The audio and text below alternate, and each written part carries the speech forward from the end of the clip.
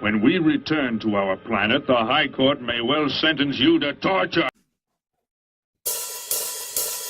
He likes movies, we like movies. SeptumSin versus the world. SeptumSin versus the world. SeptumSin versus the world. SeptumSin versus the world. I'd buy that for $1. Greetings! You're watching SeptumSin versus the world. I'm SeptumSin. I'm here with Kotobuki J. Right? And we're here to inform you about what's coming out. Yeah. And what's going away, I guess. Yeah. Speaking of going away, we've had some fairly significant deaths this week. Mm-hmm. So, let's just go ahead and get started. And these are the people who have left us this time. She was living on couches that belonged to her friends. She would sleep with her feet and her shins hanging over the ends, looking over her shoulder, never knowing herself. Like a lady she could never fit in till somebody new came along.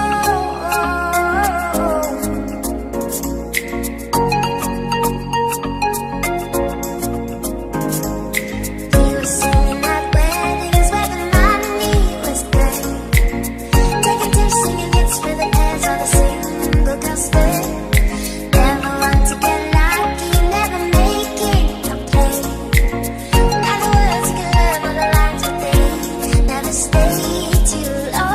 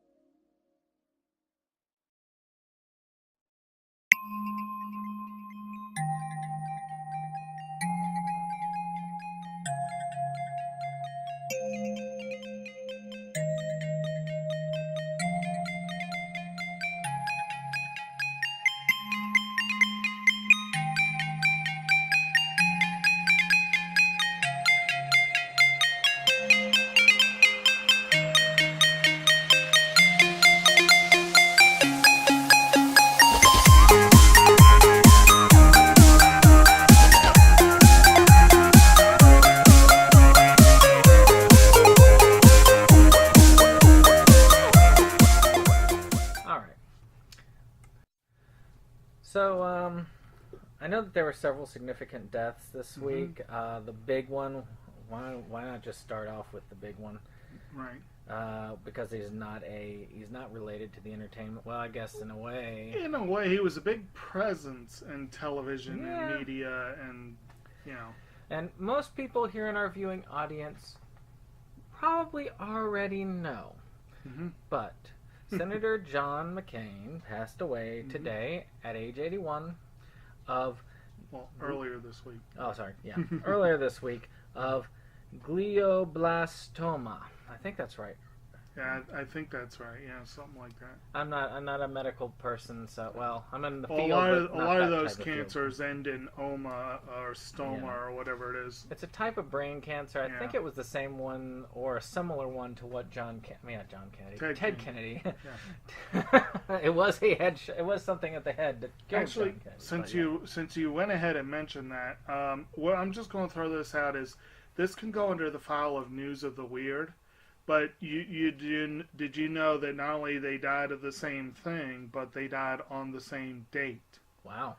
Yes, this is 2 weeks in a row that two people who could be considered linked in some weird way died on the same date. John McCain and Ted Kennedy. Last week, the Queen of Soul, Aretha Franklin, died on the same date that the King of Rock, Elvis, died on. That's kind of weird. And they say they come in threes, right? So it makes you wonder what next week will be. But let's not think about it. Yes, let's not. But we did want to mention, even though McCain wasn't really an entertainer, like I said, he was a presence. He did a lot of talk show appearances. He was very comfortable with the media relative to a lot of politicians. And and he deserves mention, even though we try not to get into politics too deeply on here. I'll go ahead and say I did not agree with a lot of the man's views, but I liked he was willing to work with others. And that is a rare... Well, it's sort of a rare passing thing nowadays. In a way, it's a passing of the old guard, the old ways. Yeah. Many of those people are retiring or dying at this point. Yeah. We're replaced more with an all or nothing group. Yeah. But life goes on. Yes. So, except for some people, no. But a lot of these people will live on through what they did. Some of these people were pretty notable. Yeah. Craig Zadan. Am I saying it right? I'm guessing. He passed at 69. He had a complication from shoulder surgery, which you've got to be careful. Oh, wow. Because these things, they can result in infection. Yeah. When my father had surgery, he was in the hospital for a long time because of infection, bleeding. A simple surgery sometimes, that wasn't a simple one with him, but in this case, simple surgery can still lead to some very severe complications. Well, like the surgery that I had, I think I told you, a friend of mine, or a friend of my brother's supposedly had almost the same thing and died from it. So it was like, No, there's always risks, even in this day and age with medical stuff. Of course, he was also 69, which doesn't really help those matters. Right. But he was a producer, producer of such great things as Chicago, Footloose, and Hairspray. So it's just very sad. Now, I know you wanted to mention that one, so I figure we'll take turns. Barbara Harris, very big actress in the 70s. She did a fair bit through the years, but she had some big roles in the 70s. The original Freaky Friday, Robert Altman's Nashville. I know there were several others, and I'm going to kick myself for not thinking of them offhand. But what's up? Oh, I said Nashville. I was going to get to that. Okay. She also was a Tony winner, just generally a well-regarded actress, and she died of lung cancer, which I kind of hate to point out. It's kind of grim, but it seems like a lot of really big cancer deaths the last couple of weeks. And they're all over the map, too. Lungs, brain. Aretha Franklin was pancreatic, wasn't it? Yeah. Unsho Ishizuka was esophagus. Well, cancer is one of the biggest killers. Yeah. Actually, I mean, It's the like- next one on the list also lung cancer. Really? And I'll let you Okay. go with that one because you're probably more familiar with his stuff than I am. I can't claim to be an expert on each individual member of the group, but a guitarist for Lynyrd Skynyrd, Ed King, died at 68. By the way, Harris was 83. I don't know if I said that. Well, you have now. Yeah. But yeah, I'm pretty sure. And again, I hate to say that I'm not sure of this. I feel like most of the original Skynyrd is already gone, but they've gone through so many Yeah. incarnations. I'm not even sure I've heard yeah. much by them, to tell you the truth. I probably have. It's one of those where I'm sure I've heard something, but I will never associate the song with me. I laugh, but there's a lot of those for me too, and as yeah. Yeah. Well, of course, the other one, the one I wanted to bring out, who passed from stroke complications, who, when I told my wife, her first reaction was, he was still alive? And we're talking about Robin Leach, here on Lifestyles of the Rich and Famous. You know, many of you who are younger will not remember this. But for those of us who grew up in the 80s, this was a regular thing. It's sort of like the for the 90s and late and early aughts, the My Crib or My Pimped Out Crib, whatever the heck it was, in on VH1 or was it MTV? I can't remember which one because I didn't watch it. Yeah, I never really watched those shows either, but I know of it. And Yeah. it's one of those things where even if you didn't really watch it, you knew of it through... Oh, you knew who he was, though, just because of his voice. He had that voice. That's like, true. Next time on... I can't do the voice, because I can't remember it fully off the head, but it just was, in general, very neat. You really... Well, I mean, you never really heard another person like him at the time. I mean, he was a famous announcer for that way. But died at 76.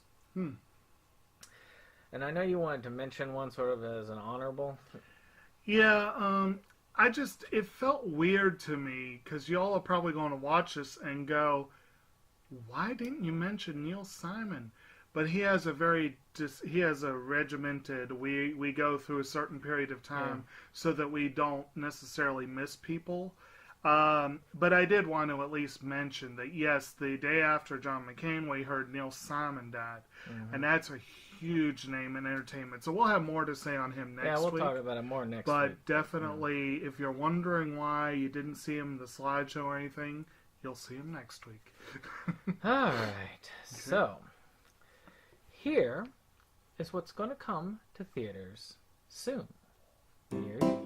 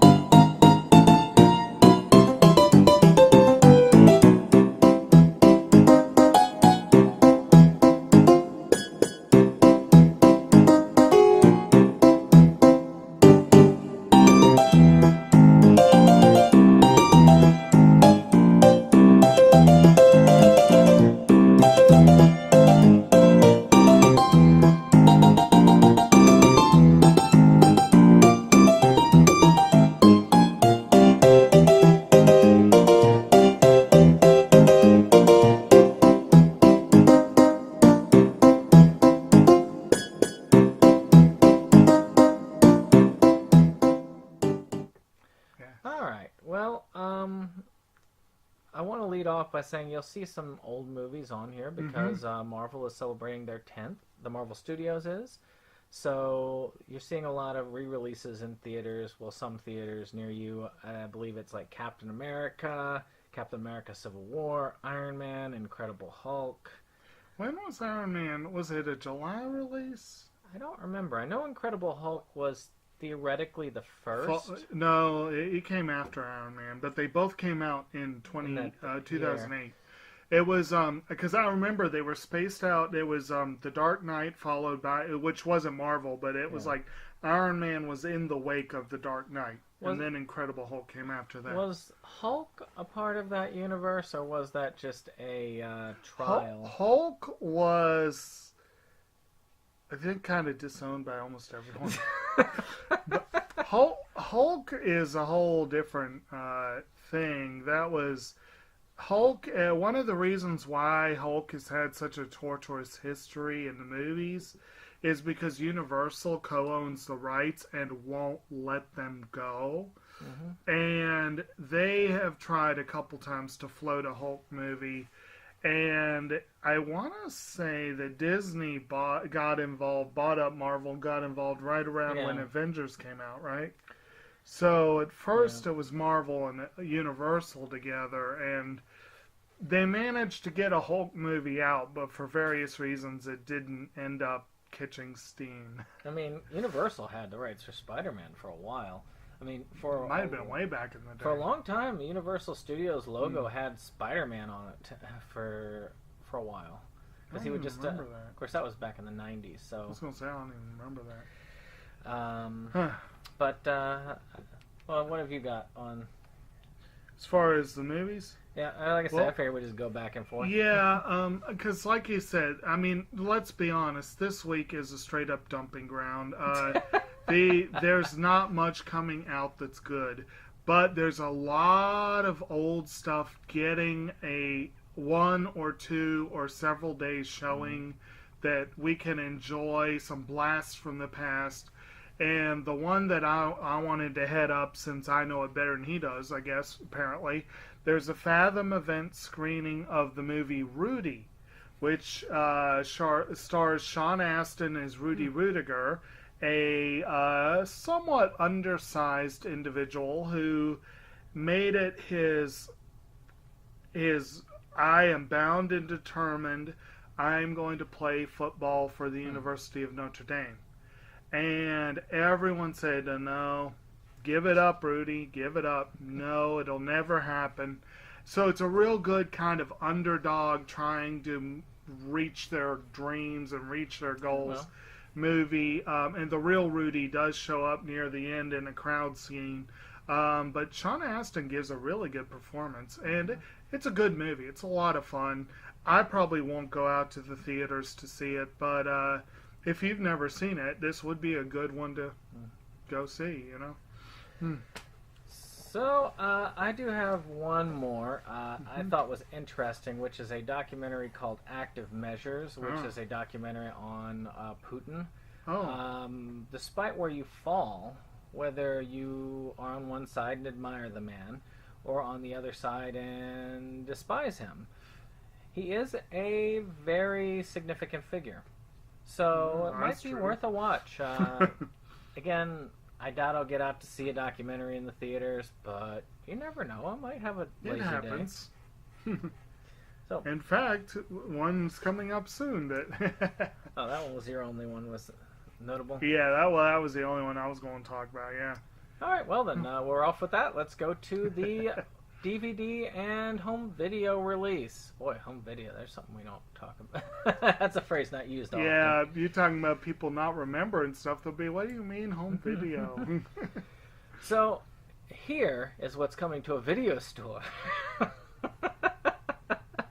near you.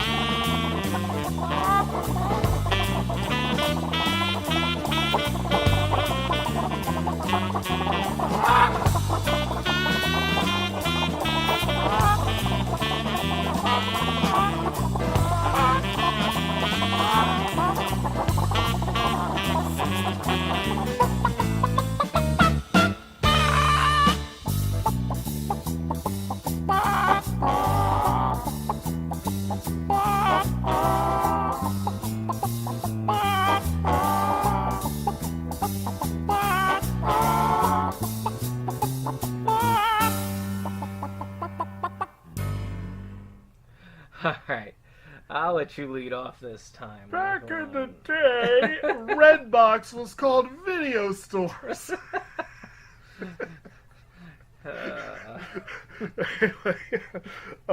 So we have, we were just talking about documentaries and going to documentaries. The one I went to see this summer is coming out on home release this week.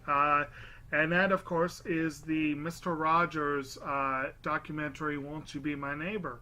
Which, if you've tuned in before, you heard a little bit of when you saw it. commentary on it. It's a really good movie. It's, you know, I mean, I grew up in Mr. Rogers' neighborhood. That was a big part of my childhood. And I think they did a really good job of,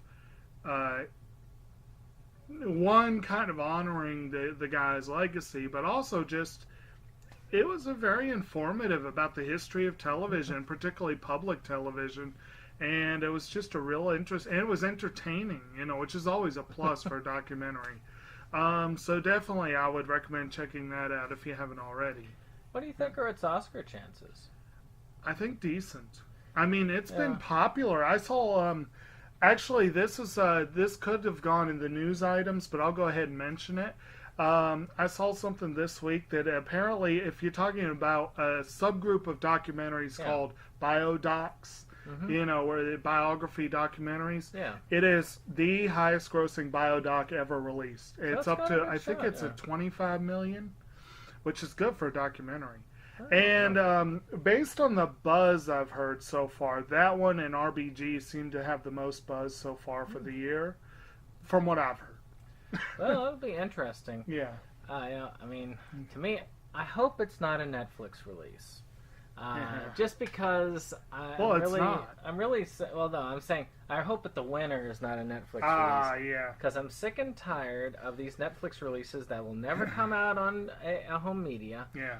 Doing that. I mean, it's just going to be streaming. Then when the internet's done, or if the internet goes down, it's lost forever. Yeah, it'd be one thing if Netflix would release them on home media within a timely manner and not wait 5 or 6 years. But that's a personal peeve about Icarus. Yeah.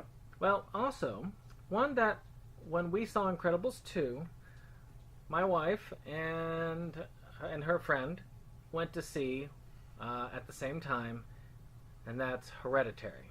Slightly different film. Slightly different film, a horror film, and all I remember is them talking about a scene where a person's taking a piece of piano wire and sawing their head off. Yep. And that's enough to have me go, I'm not sure I want to see this. But I thought it was worth note because it was a reasonably well-doing horror film, and those are few and far between. Definitely not an Oscar film. Did you have another one? Who knows? Maybe with the new achievement to popular film category. Oh, that's Black Panthers right there. Yes. Yeah, so I wanted to just briefly comment. There's a couple of new Funimation Classics releases this week. Or what did you call them? Select? It's Funimation Select? It's something Classics. It's but it's It does seem like just it's just a branding tool that is it makes them seem like tools, but Death Parade is getting a re-release and it's awesome. So if you don't have it, here's a chance to get it. Yep. Although it's still in print, so it's not like it was hard to get. I actually got my copy way cheaper than And that one. High School, we've already mentioned a couple weeks ago they put out High School DxD. This week they have the sequel, High School DxD New. So that's kind of cool.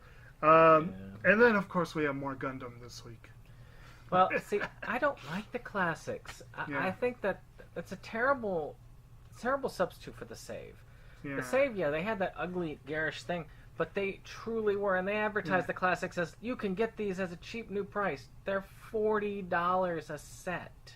Well, compared to guess Aniplex or Pony Canyon or... I mean, yeah, right now, it's about $10 cheaper than what their new sets are. But that's not like Save. The Save editions will be significantly. They'll be almost 50% off. And sometimes. Yeah, pretty close. Not quite, but close. And that's, to me, it's a sad thing. I really feel like... What was the price differential for Viridian? Wasn't that the precursor to Save? I think it was, but I can't remember what the price difference is. But I mean, like the High School DxD, that's $40 a set. So you're paying $80 to get all of it. Yeah, if I recall correctly, the limited edition set was selling for barely more than that. I mean, I paid $25 for Death Parade. Actually, less than that.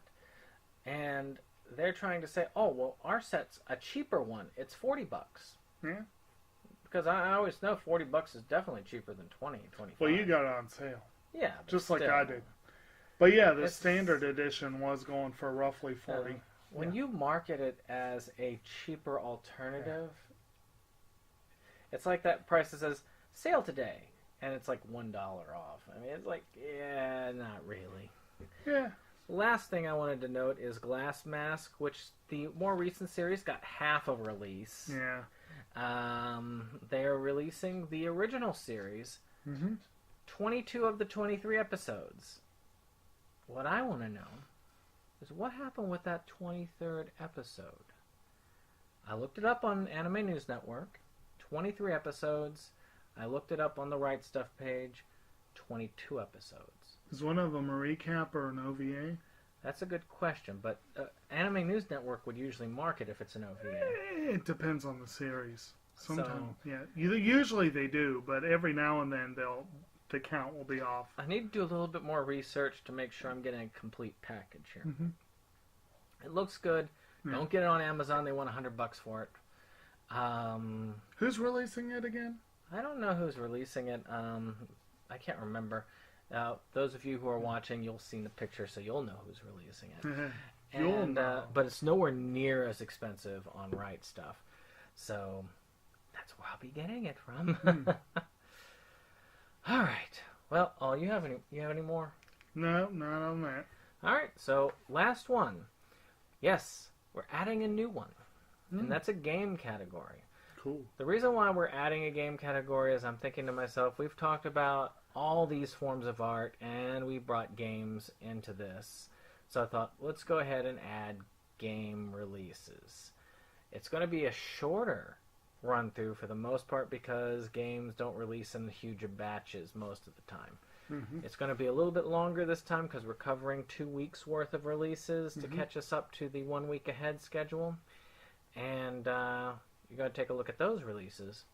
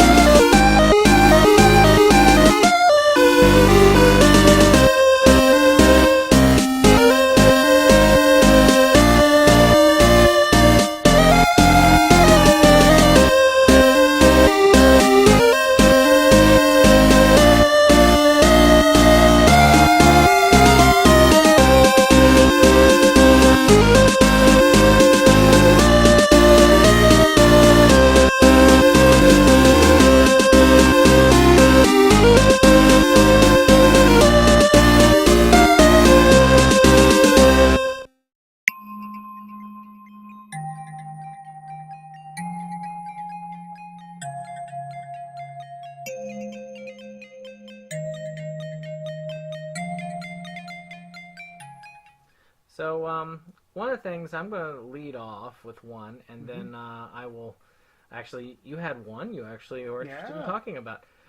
But Dragon Quest has its 11th installment, which is very interesting. I have been interested in Dragon Quest since I was back on the Nintendo, and Enix was a separate company from Square. Yes, I'm showing my age. I remember playing the original. I beat the original. Didn't even get very far in the second one, but beat the third one. Matter of fact, I've beaten the first, the third, the sixth. No, the seventh. It was the seventh. And then 8 was the one where it took off, and Akira Toriyama did the art for it after that point. And it became more of an open adventure. So 9 and 10, I believe, were on the handheld systems, and then 11 is coming out on the big systems. It looks really good. It's got the Toriyama-style art to it. It's a good RPG series. I think it's going to be a pretty awesome game. Cool. And that's coming mainly for the PS4 for me, but I believe it's just PS4, but you can correct me, or I have the information as it's flashed on the screen.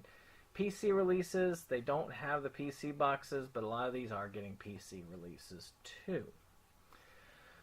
Now, you had one that you had an interest in. Well, there's a couple of them that caught my interest, but there's one that I've actually been watching the news releases on Anime News Network, and watched a couple of the gameplay videos, and it's based on a franchise that I quite enjoy. You know, I've said before that I do enjoy fighting games, and there's a new one coming out called SNK Heroines that is an all-female cast pretty much, based on the characters from the SNK, King of Fighters, all that kind of stuff. Athena, Mai, and some of the other old favorites, as well as some new ones. Looks like it'll be a lot of fun. So. And Terry Bogard as a woman. They've all been apparently kidnapped. Yeah. And they have to fight each other in this underground tournament. Right. Yeah. It's sort of a sexploitation type fighting game. I didn't say it was going to be quality. It just looks fun. Now, another one which I know you'll be interested in, even though you don't have the hardware to play it. True. And I'm interested, but I'm not going to buy it for a long time. And that's the new Spider-Man game comes out. That is going to be pretty awesome. Everything I have seen and everything I have heard from people says this game is going to kick some serious butt. And I haven't seen Spider-Man really do well game-wise since his first foray on the PlayStation. Yeah, I was just thinking. I think we're thinking about the same game. It was big when we were in college. Yeah. And we actually had it. I worked as a game room attendant in my college, and we had a PlayStation, and we had Spider-Man, and that was real popular. Oh, and I actually played a lot. It was a good game. Now, there are some good Spider-Man games, but none of them have quite the pull that the Arkham games have. And a lot of people are saying that this is to Spider-Man what the Arkham series would be to Batman. So we're going to see how it works out. A lot of positive things so far.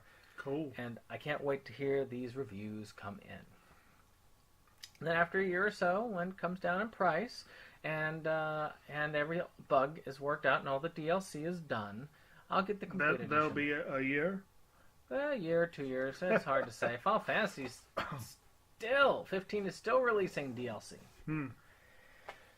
Okay, next one up. Yakuza Kiwami 2.